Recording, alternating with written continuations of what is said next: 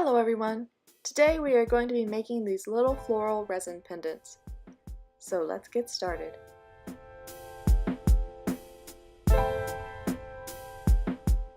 I found these metal rings at the craft store the other day in the strung beads section. You get like 8 on a string or so. And I thought, these would probably work out really well for hollow bezels. I realized they had these little holes on either end, and that's not very good for resin. It'll just flow out and there will be a mess everywhere. So what am I going to do about these, and how am I going to make the backing for these so the resin doesn't flow out all over the place? Well, I'll show you. For the backing, I use plain old masking tape. I would go with masking tape or maybe even packing tape. You basically want a really sticky tape so it seals all of your edges. I chose the masking tape because it has a bit of a stretch to it, so I can press it down quite firmly and get some tension on it so that it's really sealed.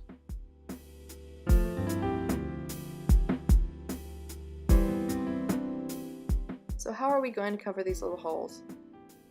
Well, take a scrap piece of polymer clay, and definitely a scrap piece because it won't be any good after this. Pinch off a little bit, roll it into a ball, and press it on the side of the bezel. You want to make sure you cover the hole, but don't press so firmly that it squeezes through onto the inside of the bezel. Now that we've sealed all the places resin can escape from, it's time to mix our resin and fill our pendants.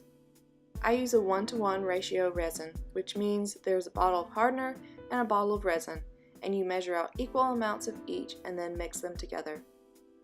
You can use epoxy or UV resin for this project.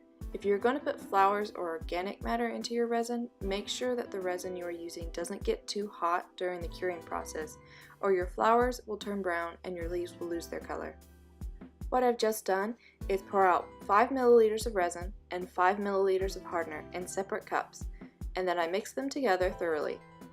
I pour the resin back into the other cup and continue to mix because this ensures that I haven't missed any hardener that might still be left in the other cup.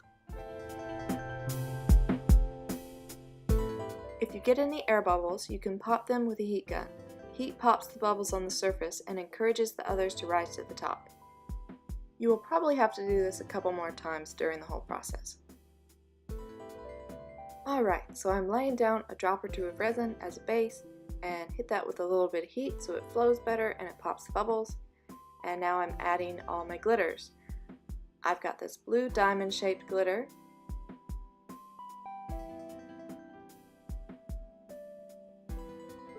and this green or aqua hexagonal shaped glitter, if I can get it open.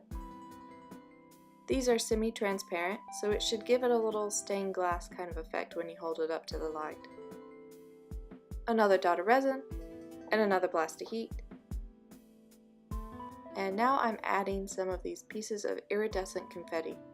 This one's my favorite to use because it has so many facets and so many different colors. But because they don't all lay flat, sometimes it's a little hard to get them to stay inside the bezel. I've got a bit of dried fern here that I'm going to lay down behind my flowers, so it will go in at this point. I get all of my flowers and plants out of my yard and dry them myself. But there are places online that you can buy dried flowers if you don't have access to them. Now I've got a daisy for one of these, and I have a hydrangea blossom for the other. And just add some extra embellishments like some colorful stones and maybe a small charm, and whatever else you want to put in there. You can even make these beach themed with some sand, starfish, mini shells, and perhaps a little turtle charm. Anything you want to. I'm actually getting some new embellishments in the mail soon, and I'm so excited to try them out. You will probably be seeing some more of these videos in the next week or so with different themes. And finish filling them the rest of the way with the resin. Now we let those cure for 9 hours. That's how long my resin takes, but your resin might have a different cure time. So I'm just going to let those sit. And now we're going to tackle how to finish them up once they've cured. When you peel them off the tape, they will have a rough backing that we will need to fix so that it's nice and shiny on both sides. I've got 2 pieces already cured that I will use to show how to finish them up. But before we put resin on them, first we need to put a screw eye in them so that we can hang them on a necklace. And lucky for us, there's already a little hole in the metal, so all we have to do is just twist it into the resin. Definitely do this step before all the finishing touches, just in case your resin cracks or you go too crooked and it pops out the side or something. That way you can patch anything up with the final coat of resin and fully secure the screw eye in there.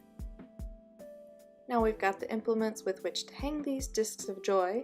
Let's put the final coat on the back to smooth out the roughness and give it a nice dome.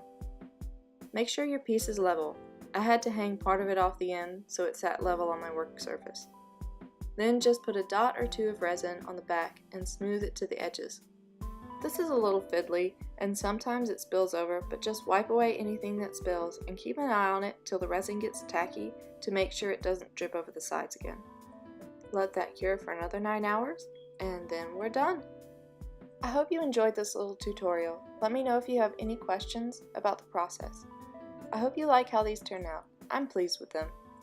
And like I said earlier, keep an eye out for more of these being featured in videos or on my Instagram because I'm getting some new embellishments in the mail soon and I'm so excited to use them. Give this video a like if you liked it and subscribe for more artsy videos. Follow my Instagram or Facebook to see all of my daily uploads. And check out my Etsy shop because these will probably be for sale soon. All of the links are in the description. Have a great day. Bye.